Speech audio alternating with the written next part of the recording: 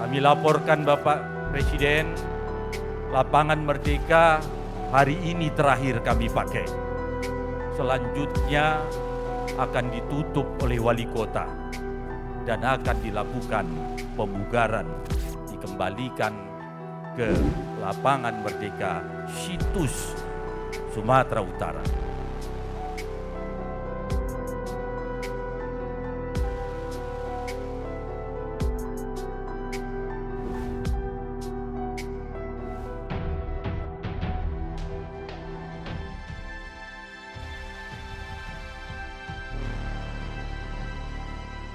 Bahwa lapangan Merdeka itu sesuatu yang punya hakikat dan punya martabat, dan alhamdulillah kita dimenangkan. Dan sejak itu juga kami berharap supaya lapangan Merdeka itu bisa diusahakan direvitalisasinya.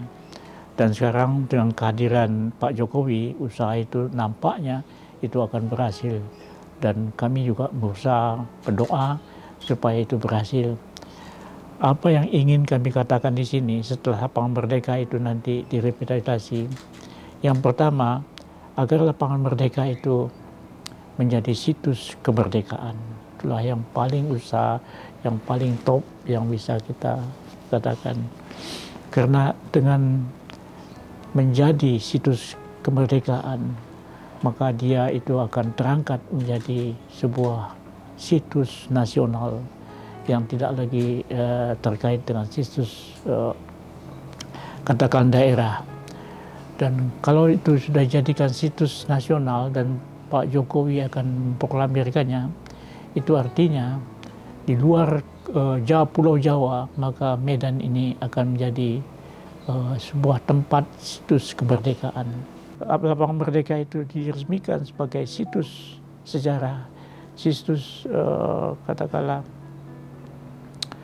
kemerdekaan, maka semua itu nanti akan beruntun, harus dilaksanakan. Modernisasi kota itu tanpa sebuah situs sejarah, dia akan menjadi kota yang terombang-ambing. Jadi nanti dia bisa ke Labuan, bisa ke Belawan, bisa ke mana-mana, ya kan. Dia tidak mempunyai pusat lagi. Karena itu cepatlah kita jadikan lapangan Merdeka ini sebagai situs kemerdekaan. Situlah pusatnya, situlah tempat orang bertemu. Atas dasar lapangan Merdeka sebagai cagar budaya, itu cocok. Cagar budaya itu menyebabkan orang melihat dari tepi ke tepi, ya kan, tembus pandang.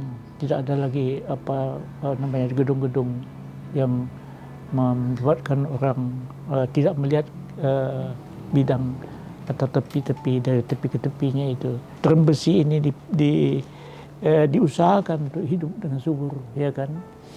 Maka term besi ini akan menghidupi burung-burung, dan burung-burung itu akan berkicau. Sehingga kalau kita ada di sana, katakanlah misalnya hari Minggu pagi duduk di sana, kita seakan-akan di tengah-tengah tempat di mana burung-burung itu berkicau, dan kita merasa punya sesuatu yang beda kalau kita ada di tengah kota. Jadi orang ke tengah kota itu seperti ke tempat oase yang diperlukan.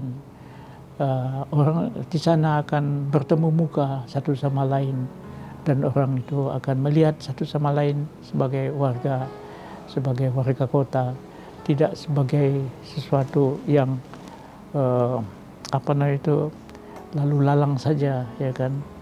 Sehingga orang bisa melihat manusia dengan manusia, tidak sebagai hamba-hamba yang tidak menentu di kota. Lapangan Merdeka itu akan menjadi manusia yang seutuhnya. Ini penting sekali, karena kalau dia menjadi warga kota, warga urban, kita melihat masih, ya kan, orang itu sebagai dengan secara hierarkis. Oh, dia kuli bangunan, kuli ini semacam. Oh, dia pejabat, dia macam-macam. Tapi kalau dia sudah di tengah lapangan Merdeka, duduk bersama, Saya rasa kita bisa bertegur sapa dengan dia, bisa kita mengatakan selamat pagi, assalamualaikum. Sekarang tidak menentu tugu yang ada di sana itu. Datang nanti penguasa dan dia ditempelkan tahap-tahap ya kan, dibuatnya semacam kotak-kotak di dalamnya ya kan.